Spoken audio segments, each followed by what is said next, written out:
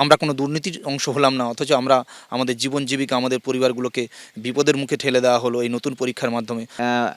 একটার পিছনে ছজনকে ডাকা হয়েছে ইন্টারভিউতে, মোস্ট প্রবাবলি তাহলে একজন চাকরিটা পাবে। মানে সিচুয়েশনটা আস্তে আস্তে প্রচণ্ড খারাপ পরিস্থিতির দিকে যাচ্ছে আমরা দেখতে পাচ্ছি। প্রত্যেক দিন প্রচুর ফোন আসছে, সুসাইড অ্যাটেম্পের ফোন আসছে, কি করে সামলাবো আমরা নিজেরাই বুঝতে পারছি না। মানে চাকরিহারা শিক্ষকদের দেওয়া তথ্য জানাচ্ছে যে নবম, দশম এবং একাদশ দ্বাদশে তারা পরীক্ষা দিয়েছিলেন প্রায় 13,800। তার মধ্যে এখনই অর্থাৎ দুটো পর্বের ইন্টারভিউর তালিকা প্রকাশের পর এখনই প্রায় 1,000 বা 1,000-এর বেশি যারা চাকরিহারা শিক্ষক তারা এখনই তাদের চাকরির দরজা বন্ধ হয়ে গেছে। ফিজিক্যাল সায়েন্সে, ফলে দুটোতেই 2-3 নম্বর করে আমার কাট অফের থেকে কম এসছে। দিনের শেষে আমরা এতগুলো বছর পরে চাকরিহারা হচ্ছি, এটা মেনে নিতে খুব কষ্ট হচ্ছে। এবং এই যন্ত্রণাটা শুধু আমার একার নয়, আমরা অনেকের কাছ থেকে মেসেজ এবং ফোন পাচ্ছি যারা ম্যাডাম এবং স্যার যারা ভীষণই মানসিকভাবে ভেঙে পড়ছেন। তারা 9-10-এও হয়নি, 11-12 হয়নি। আমরা ওটা অ্যাকশনে দেখতে চাইছি। সরকার যদি বলে সেটা দেখুক, ওনাদের কথা আর কাজের কি সামঞ্জস্য রয়েছে সেটা ওনারা কাজে করে দেখাক। আমরা কোনো দুর্নীতির অংশ হলাম না, অথচ আমরা আমাদের জীবন জীবিকা আমাদের পরিবারগুলোকে বিপদের মুখে ঠেলে দেওয়া হলো এই নতুন পরীক্ষার মাধ্যমে।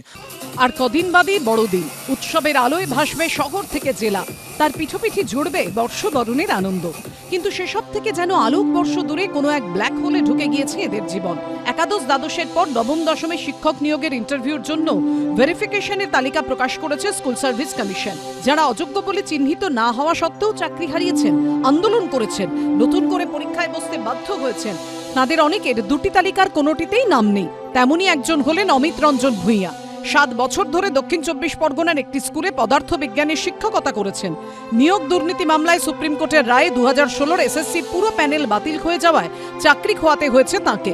চাকরি ফেরতের জন্য আন্দোলনে নেমে কসবার ডিআই অফিসে পুলিশের লাঠি পর্যন্ত খেয়েছেন। দুটি পরীক্ষাতেই বসার পর ডাক না পাওয়ায় এখন চোখের সামনে অন্ধকার দেখছেন তিনি।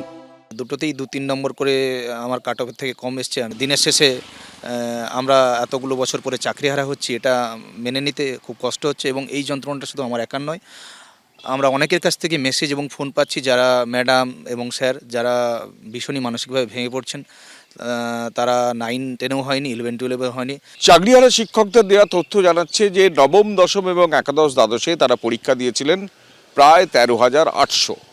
তার মধ্যে এখনই অর্থাৎ দুটো পর্বের ইন্টারভিউর তালিকা প্রকাশের পর এখনই প্রায় 1,000 বা 1,000-এর বেশি যারা চাকরিহারা শিক্ষক তারা এখনই তাদের চাকরির দরজা বন্ধ হয়ে গেছে। একটার পিছনে ছজনকে ডাকা হয়েছে ইন্টারভিউতে, মোস্ট প্রবাবলি তাহলে একজন চাকরিটা পাবে। মানে সিচুয়েশনটা আস্তে আস্তে প্রচণ্ড খারাপ পরিস্থিতির দিকে যাচ্ছে আমরা দেখতে পাচ্ছি। প্রত্যেক দিন প্রচুর ফোন আসছে, সুসাইড অ্যাটেম্পের ফোন আসছে, কি করে সামলাবো আমরা নিজেরাই বুঝতে পারছি না। এসএসসির একাদশ দ্বাদশে শূন্যপদ 12,514টি। সেই পদে নিয়োগের জন্য প্রায় 20,000-এর কাছাকাছি নামের তালিকা প্রকাশ করেছে এসএসসি। এসএসসির নবম দশমে শূন্য পদের সংখ্যা 23,212। সেই পদে নিয়োগের জন্য 40,000-এর কাছাকাছি নামের তালিকা প্রকাশ করেছে এসএসসি। শিক্ষামন্ত্রীর আশ্বাস, অযোগ্য হিসেবে চিহ্নিত নন এমন চাকরিহারা শিক্ষকদের বিষয়টি সরকার সহানুভূতির সঙ্গে বিবেচনা করবে। আমি এখনো বলবো যে সামান্য মুষ্টিমেয় কিছু বাকি থাকবে, সেটা নিয়ে আমার সঙ্গে মুখ্যমন্ত্রীর এক প্রস্থ আলাপ আলোচনা হয়েছে এবং মুখ্যমন্ত্রী তাদের ব্যাপারে যথেষ্ট কনসার্ন।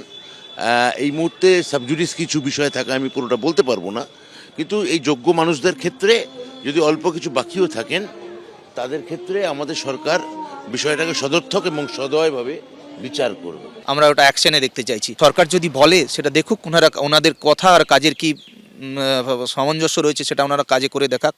আদালতের নির্দেশ অনুযায়ী 31শে ডিসেম্বরের পর আর চাকরি থাকবে না এইসব শিক্ষকদের। তারপর কি হবে? 7 বছর চাকরি করার পর চাকরি খুইয়ে অনিশ্চয়তার অন্ধকূপে অমিত রঞ্জনরা। কৃষ্ণেন্দু অধিকারীর রিপোর্ট, এবিপি আনন্দ, কলকাতা। এবিপি আনন্দ, এগিয়ে থাকে, এগিয়ে রাখে।